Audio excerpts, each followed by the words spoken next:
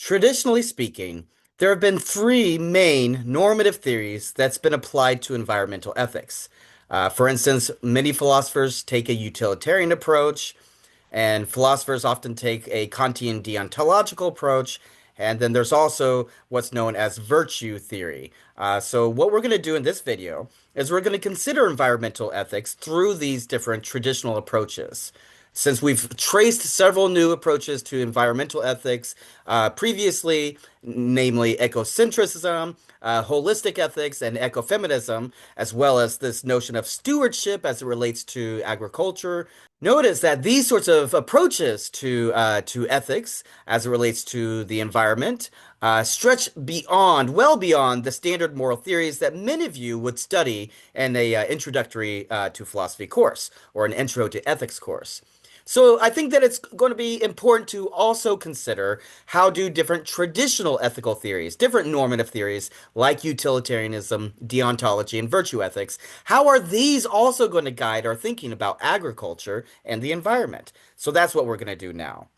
Indeed, philosophers oftentimes will return to these kinds of normative theories because they do provide us a kind of structured way of thinking about or a kind of tool for evaluating different ethical problems, especially as it relates to environmental ethics.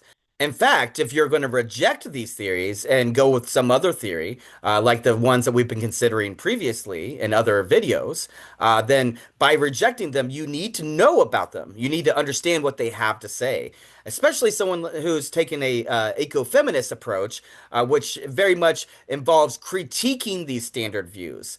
And so that means that it will be important to understand what these sort of traditional views have to say about environmental ethics. And thereby, this will allow us to contrast different views and in doing so, help us better understand our own moral intuitions as it relates to these issues. So let's begin by thinking about utilitarianism and agriculture. Remember that the core idea for utilitarianism is that the morally right thing to do is whatever's going to maximize happiness for the greatest number of people. Or we might think about it in terms of maximizing well-being for the greatest number of people, minimizing suffering for the greatest number of sentient individuals. So, if that's the basic way that we're thinking about environmental ethics, then we can consider short-term gains, where a utilitarian might say that industrial agriculture is justified if it feeds the largest number of people at the lowest cost, whereby producing cheap calories for billions of people seems like a net benefit. Yet at the same time, the utilitarian might also consider a number of different long-term harms that might be involved. The utilitarian might also focus on, considerations of the consequences that are across time, as we've seen previously. Or maybe the utilitarian is going to be concerned with climate change or soil depletion and water shortages, biodiversity loss, all these different causes of massive suffering for future generations. So when we consider those long-term harms, when those harms are factored in, the utilitarian calculus may tip strongly against our current practices that are involved in industrial agriculture. Insofar as more suffering is going to be actually produced in terms of the overall, well-being of everybody, including future generations, rather than just our own current generation. And then we also have to consider animal suffering. Many utilitarians, from people like Jeremy Bentham, John Stuart Mill, all the way till today, folks like Peter Singer or Norcross, these sorts of philosophers argue that animal pains and suffering count morally speaking, and that means that factory farming might produce cheap food, but it also causes immense amount of animal suffering. So there's a serious utilitarian analysis that simply cannot be ignored as it relates to environmental ethics and factory farming and agriculture more generally. So then I think the verdict is that it's not going to automatically follow that the utilitarian sides with industrial agriculture. Rather, it seems to demand a very careful accounting of the harms and the benefits that we are taking into consideration. These are all different things that we will need to take into consideration from a utilitarian perspective. But what about Kantian deontology? What does this view have to say about our current agricultural practices? Well, remember that the core idea for Kantian deontology focuses on reason and rationality rather than on the consequences of our actions. It focuses on making sure that we treat all rational agents as a end in themselves rather than a mere means to an end, where we're thinking about things in terms of what the categorical imperative tells us rather than whatever is going to maximize the greatest amount of happiness or the best consequences. So let's first think about that in terms of respecting persons. Kant argued that we must never treat a rational agent, a rational person, merely as a means to an end, or as a mere object or tool to be exploited or used. And when we apply this idea to our current practices of agriculture, it looks like this could generate various moral rights to things like food and clean water and overall general good health.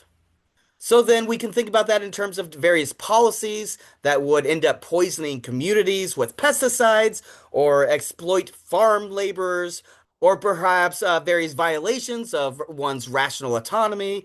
Even if it does end up increasing productivity, increasing the amount of food that we're able to produce, nonetheless, if we are poisoning people with pesticides, exploiting laborers, violating a person's right to autonomy, it looks like, according to Kantian deontology, this is going to be really quite problematic.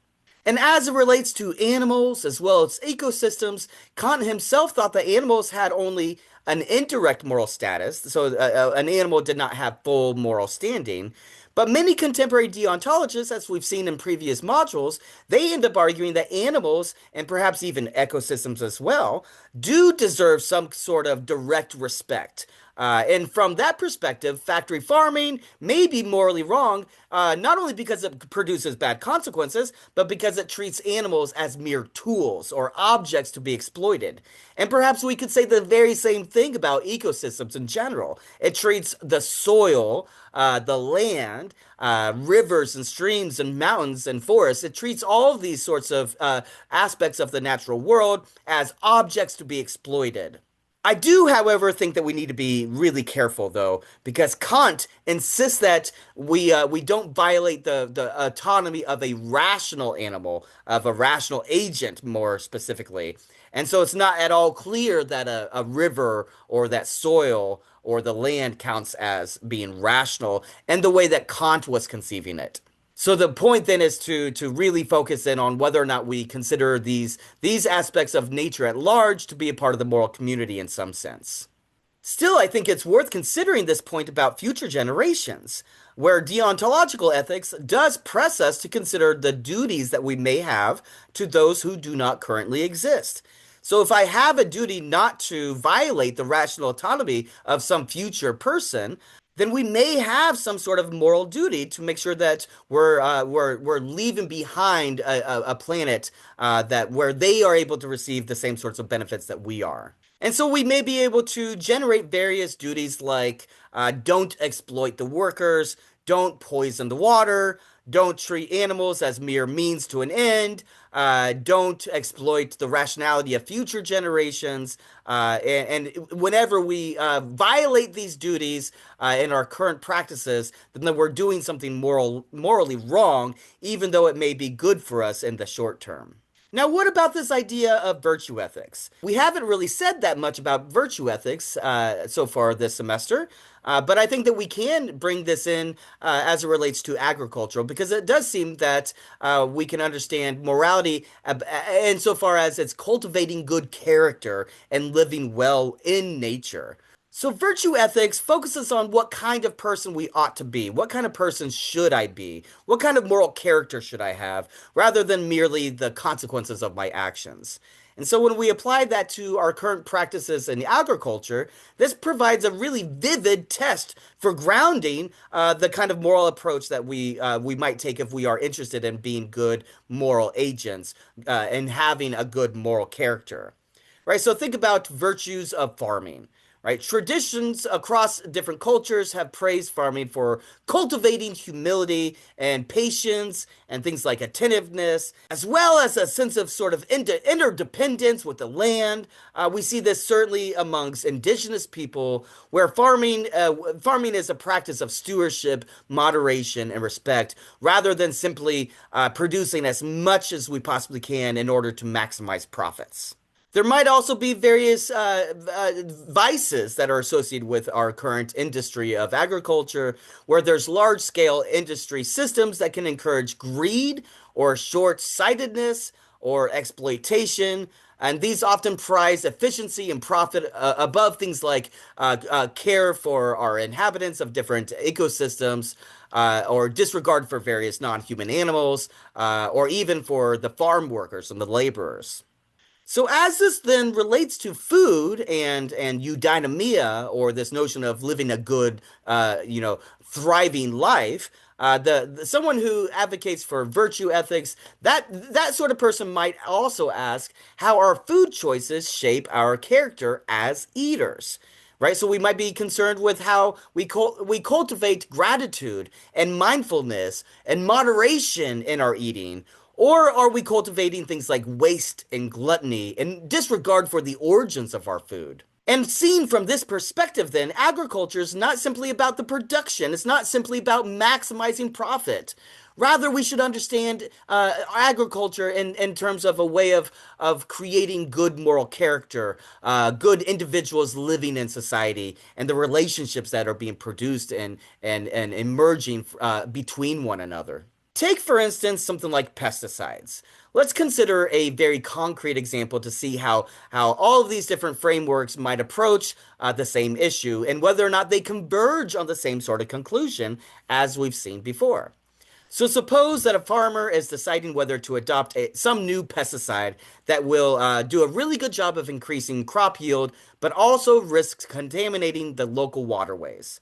Well, according to a view like utilitarianism, we simply weigh the total benefits of more food at cheaper prices against the total harms of things like pollution, the health impacts that might have on ecosystems, especially as it might relate to climate change and the well-being of future generations. On the other hand, according to Kantian deontology, or maybe just deontology more generally, this sort of view would ask whether using this sort of pesticide would violate the rational autonomy of various rational agents. For example, do we have some sort of duty to protect children from toxins, or any sort of duties to respect various ecosystems? Or do we have a duty to respect the rationality of future generations, the rational agents that might come after us, might live hundreds or thousands of years after us? What are we doing right now with regard to these pesticides that might violate their ability to make decisions for themselves? And then, according to virtue ethics, on this view, we might ask what kind of person or what kind of community do these decisions cultivate? We might ask, does it foster the kind of moderation and care that we expect would be accommodating for creating a good, virtuous character? Or does it reinforce the sort of short-sightedness and exploitation that we might think is morally problematic?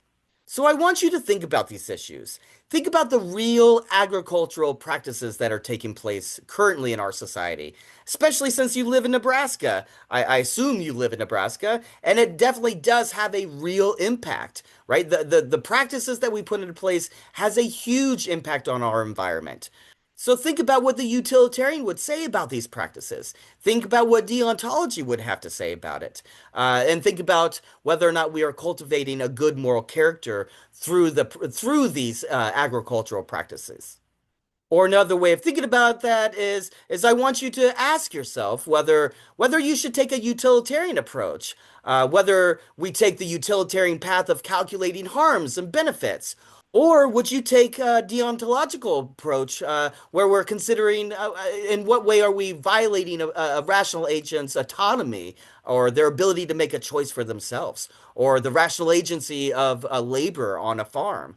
Or maybe you think that one of these other approaches that we considered in previous videos, focusing on things like the land ethic or a holistic ethic or ecofeminism, if any of these approaches, if these make more sense to you. So essentially, I'm asking you to think about what sort of ethical approach more aligns with your own views, and what sort of experiences that you have that makes the most sense of these different ethical approaches as it relates to environmental ethics and agriculture in general. That is to say, when we're considering these traditional approaches alongside some of these other approaches like holistic ethics or ecofeminism and things like good stewardship, then I want you to consider whether or not this allows you to get a better understanding, maybe a much fuller picture of how our choices about agriculture and our choices about what communities we belong to, what that tells us about the world that we're going to leave behind for people, and how that affects our relationships with one another. So these are the sorts of issues that I want you to consider as you're working through this module.